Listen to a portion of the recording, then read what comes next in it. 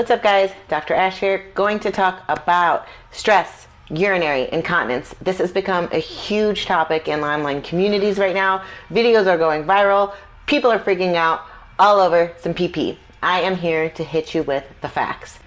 The term UI stands for urinary incontinence. When you add the S to it, it stands for stress, urinary incontinence. And that is specifically when you're weightlifting. Urinary incontinence is when you lose leakage or urine when you're outside of the weight room from sneezing, coughing, laughing. We are going to specifically address SUI. It's also called AI, athletic incontinence. Studies show that up to 80% of women experience AI while lifting weights. The average of that is 48%. That's pretty high, almost half of women. There's so many PTs out there that have been giving me hate saying, peeing isn't normal, and you shouldn't be condoning this kind of behavior when people are peeing on the platform. Well, you know what I want to say to that? That's not true. Just because it's not normal doesn't mean that it's wrong. There are times when you should see a pelvic floor physical therapist for some help with your AI, such as if you're urinating outside of the weight room, if you're urinating while jumping, either from the floor or on a trampoline, if you are at under 65% of your max and you're urinating. If you put on your belt and you urinate at the same weight you don't urinate without your belt, you should probably seek some help there. But let's explain some mechanisms of why AI can happen without your conscious effort. From a practical, pragmatic standpoint, the muscles of the pelvic floor are not the same cross-sectional area, the fibers aren't as dense, and they are not as large as other muscles such as the quads and lats. Physically, there is a limitation to the pressure that those muscles can house and contain as far as when pressure is being loaded on them while performing squatting or deadlifting. Muscular fatigue is also a real thing. You're usually not performing the same on your first set as you are your last set. Large muscle groups get tired, as well as the muscles of the pelvic floor. Fatigue can accumulate and weaken the muscles of the pelvic floor throughout your lift, and some women can experience AI further on in their sets when they normally wouldn't at the same weight when they're... Anatomically, there's several factors that can contribute to AI. First, belt placement.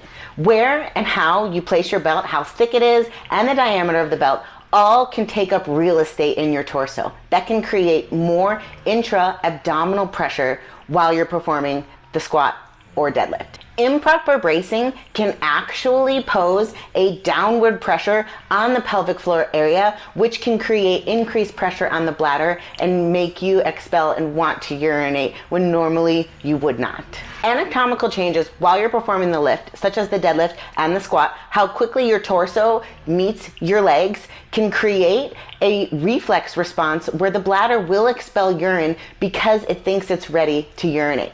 Typically, urination is a mind and body two-part system where your body tells your brain it's time to go because the bladder feels full, and then once you're on the toilet, your brain tells your body, okay, we can release the urine. But in the case of a really quick downward motion, such as in the squat or going to pick up the bar in the deadlift, that reflex response can occur without the brain's input of saying, we're ready to urinate. Menstrual cycle changes can also influence the pressure anatomically inside of your abdomen while performing these lifts. The lining of the uterus actually thickens during that time, and that can create increased pressure, which can expel urine. Bloating and or abdominal constipation can also increase the pressure inside of the abdomen. The deadlift has the highest occurrence of urination, followed by the squat, and then very, very low for the bench. The reason why is because in deadlift, your lumbar spine has the most high percentage chance of it flexing. In squat, you're usually a little bit more upright, and the intra-abdominal pressure isn't as great as in the deadlift. I conducted a survey and I analyzed the data. At 83% of a 1 rep max for deadlift, women start to urinate who completed my survey. And 84% of a 1 rep max for squat, women start to urinate. The devastation and stigma that women feel is pretty devastating around the internet and in smaller communities. I've heard stories of women getting kicked out of their gym for something that they cannot voluntarily control. A lot of women have stopped competing altogether or even going into public gyms and only train at home because of this issue and the misrepresentation that the community at large portrays on women doing this on purpose, doing this for attention, or being disgusting and gross. None of those things are true. There are mitigating things that you can do as a female if you do experience leakage while lifting. You can wear protective garments such as pads or diapers, wear darker clothing so that urine stains aren't visible, bring a change of clothing, educate gym owners and fellow people around you by sharing this video. There's a final thought and opinion here.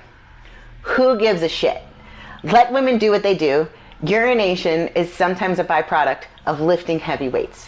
Whether or not a female finds the need to want to get it fixed or go seek out rehab is their own choice. There's a lot of factors and things that are out of a female's control that make her or male experience urinary incontinence or athletic incontinence while lifting weights.